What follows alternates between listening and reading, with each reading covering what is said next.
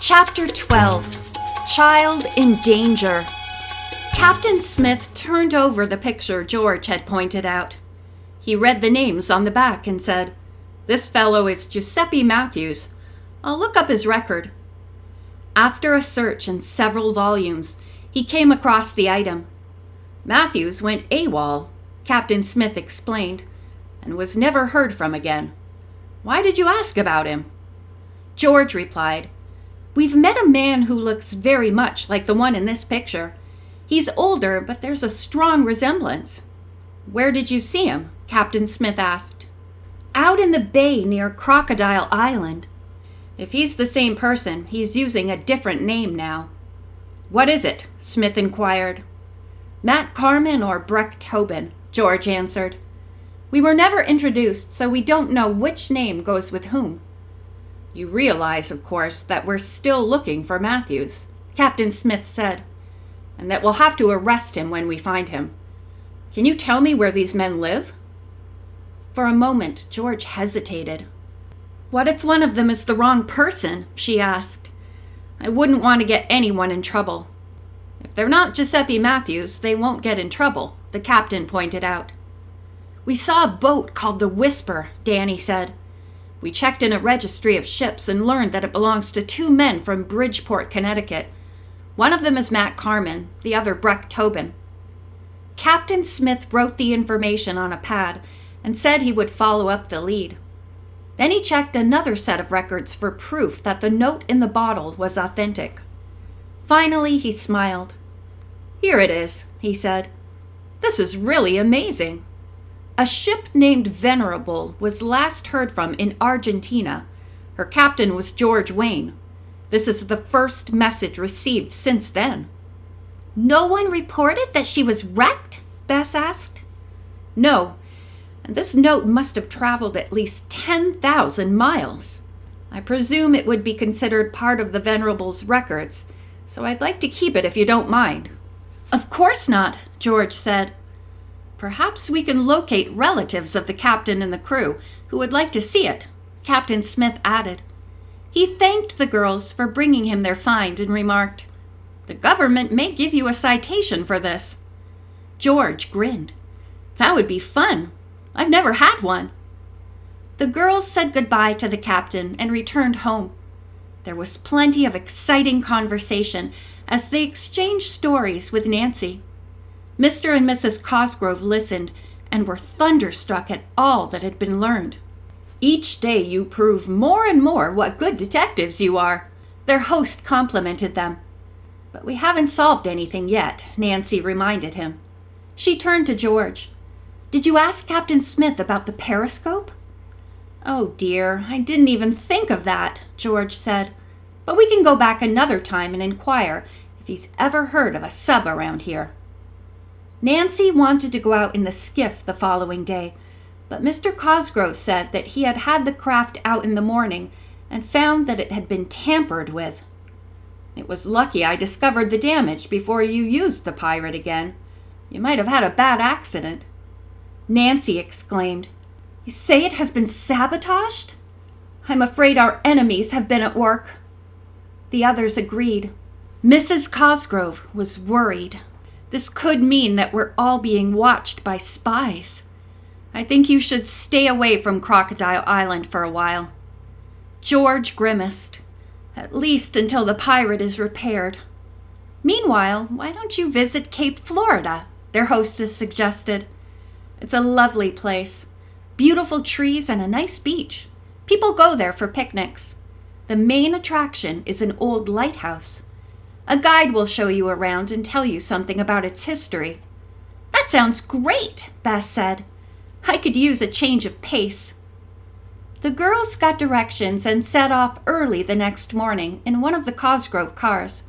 Nancy, at the wheel, drove across the bridge leading to Cape Florida and turned into the park entrance. "Look at those gorgeous trees!" Bess exclaimed as they rode down an avenue of tall Australian pines. "I've read in a magazine that these aren't native to Florida," Nancy said. "They were imported." The road twisted and turned. Then they came to a shaded picnic area and a large sandy beach. "This is a heavenly spot," Bess remarked. "No wonder it's so popular." Many people were seated on the beach, while others had settled at picnic tables set up in a grove of trees.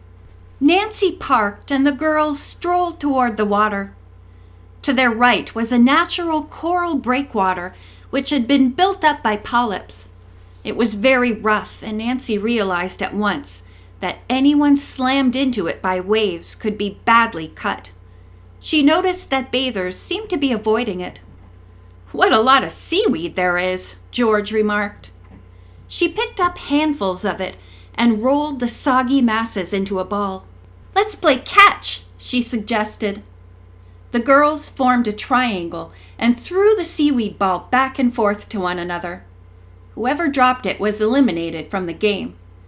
After about 10 minutes of play, George was declared the winner.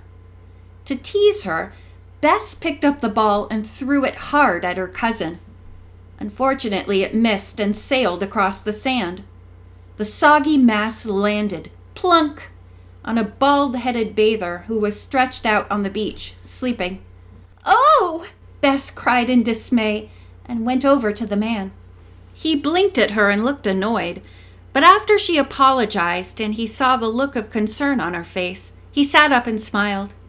"Hi," he said. "My, you're pretty." Bess backed away. "He's old and fat and bald-headed," she told herself. "I hope he won't try to get too friendly." Her fears were confirmed when the man stood up and took her hand. "I believe you threw that seaweed on purpose to wake me up. Well, here I am, at your service." It was an accident," Bess stammered. Then she turned away and ran off as fast as she could. When she reached Nancy and George, they laughed. "That'll teach you to aim straight when you throw something," George remarked. Nancy, who had been watching various bathers in the water, now spotted a little girl who had not noticed that the tide was pulling her toward the coral breakwater. She realized that at any moment the child would be bashed against its jagged side and severely injured. Nancy rushed down to the water's edge, slipped off her sandals, and splashed in. The water was shallow for adults, but the little girl could have drowned in it. Nancy swam with powerful crawl strokes toward her. By now the child was only a few feet from the breakwater. "Come here!" Nancy called out and grabbed the child's hand. Together they struggled to the beach, where they were met by a frantic woman. "Tessie!" she scolded. "You were told not to wade over there!" The little girl cried. I didn't mean to, but all of a sudden I couldn't keep from going that way." She sobbed. "Are you her mother?" Nancy inquired. "No, I'm Mrs. Turnbull. I'm in charge of a group of children who attend my day camp. I brought them here to swim, but it's hard to watch all of them at once." "I understand," Nancy said. "Thank you for going in after Tessie," Mrs. Turnbull continued. "When I saw her, it was too late for me to help." Now the other children ran to them. The woman opened her purse and offered Nancy a bill as a reward for saving Tessie's life. "Thank you," Nancy said, "but I couldn't possibly accept any money." Tessie had stopped crying. She took Mrs. Turnbull by the hand and said, "I know how we can reward her. Give her the map." Mrs. Turnbull smiled. "Tessie, we have no right to give the map away. We should turn it over to the authorities. But I will show it to this young lady. By the way, what is your name?" Nancy introduced herself and her friends, who had joined the group, by their Boonton name, not wishing to be identified. The woman fished in her handbag and brought out a faded piece of paper. She unfolded it. "I don't know whether this is authentic or not," she said. "We found it back in the woods. Somebody must have dropped it yesterday or today."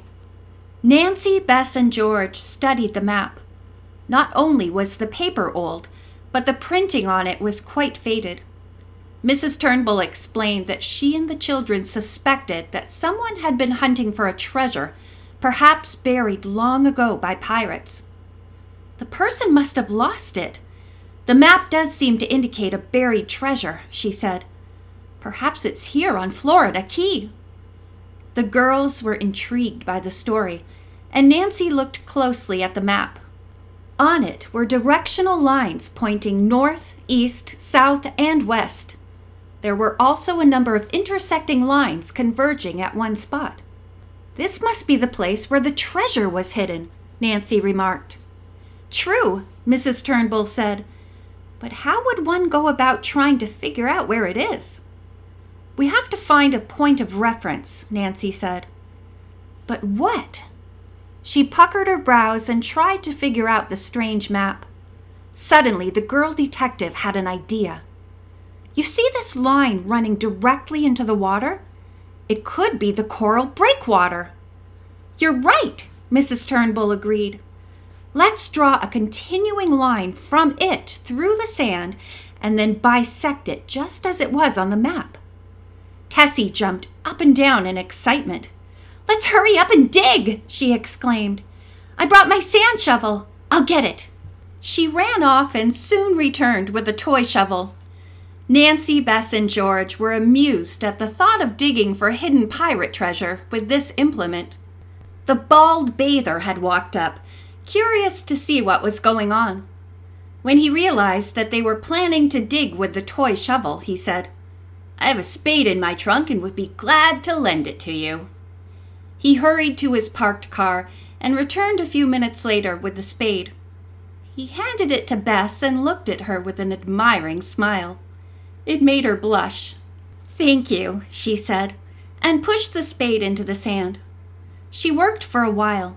Then, when the hole was about a foot deep, she handed the spade to Nancy. Your turn, she declared. While the day camp children, Mrs. Turnbull and the bald-headed man watched, Nancy continued to dig. When her arms got tired, she looked at George. You're next if I don't hit something, she said, and shoved the spade down once more. There was a slight clang of metal against metal. Nancy exclaimed, I hit something hard. It must be the treasure, Tessie cried out, jumping up and down. End of chapter 12.